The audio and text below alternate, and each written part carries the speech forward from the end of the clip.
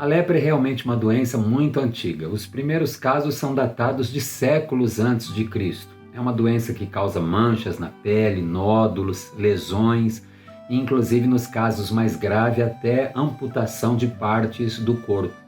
Ela é causada por uma bactéria, inclusive o termo lepra hoje praticamente caiu em desuso. Essa bactéria que causa essa doença, ela foi descoberta por um homem chamado Hansen e por causa disso a doença passou a se chamar hanseníase. Inclusive hoje ela tem fácil tratamento se ela não for negligenciada, coisa que não acontecia nos tempos antigos e a cura ficava praticamente dependente da defesa do próprio organismo.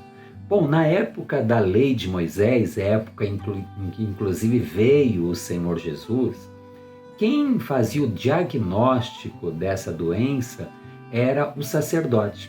E este também ficava responsável pela verificação para ver se a pessoa poderia ou não ser reintegrada ao convívio social.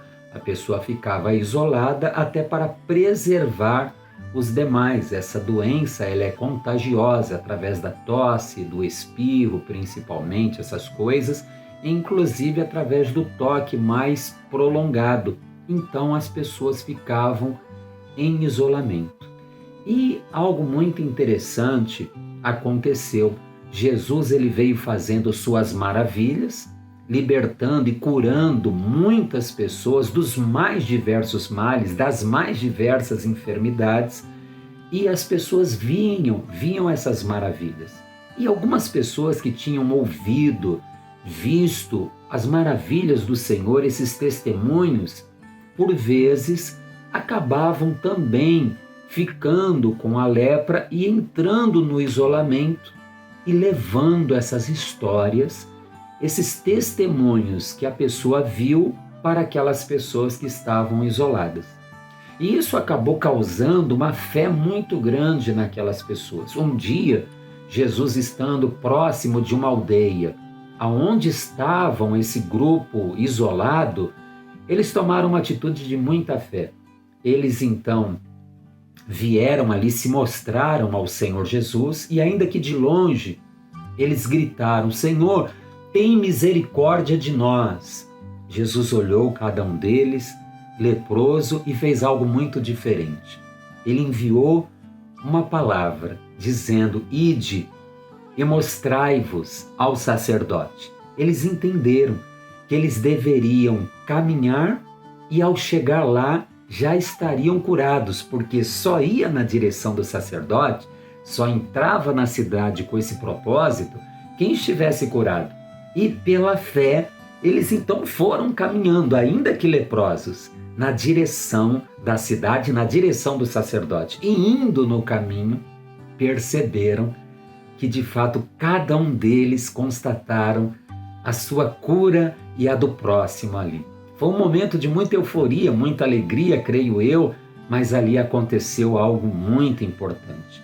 9 deles priorizaram se mostrar ao sacerdote, pensando em voltar para o seu convívio familiar, amigos, emprego, o que é uma bênção.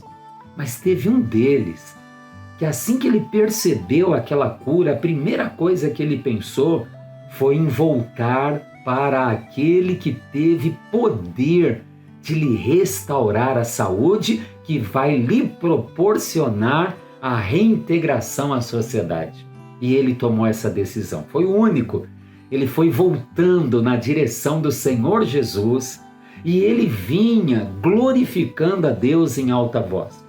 Quando ele se aproximou de Jesus, ele se prostrou aos pés do Senhor Jesus. Ali, dos 10 está ele ali, sozinho. Jesus então, olhando aquela cena, ele disse assim em Lucas, no capítulo 17 e no versículo de número 17. Jesus perguntou: não foram 10 os que foram limpos? Onde estão os 9? Onde estão? Queridos, e hoje a mesma pergunta está sendo feita. Quantas pessoas ouvindo uma mensagem, recebendo uma oração, recebendo uma unção com óleo, Quantas pessoas, seja no seio da igreja, ou ouvindo um programa cristão na rádio ou quem sabe na televisão, ou participando numa casa de um culto doméstico, de uma programação ali onde se falou a palavra, onde se louvou, onde se orou, foram abençoadas por Deus. Mas talvez não tiveram as suas vidas transformadas. Não foi naquela ocasião que receberam a Jesus como único Senhor e Salvador de suas vidas. Portanto, Jesus, olhando para aquele homem, ele ainda disse no versículo 18: não houve quem voltasse para dar glória a Deus, senão este estrangeiro. Então lhe disse: levanta-te e vai, a tua fé te salvou. Queridos, se nada diferente espiritualmente aconteceu com estes 9 homens, eles foram apenas curados fisicamente, mas se perderam espiritualmente. Mas eu digo para você que esse homem que voltou para Jesus Cristo, ele foi o último a chegar no sacerdote. Ele foi o último a ser reintegrado à sua família.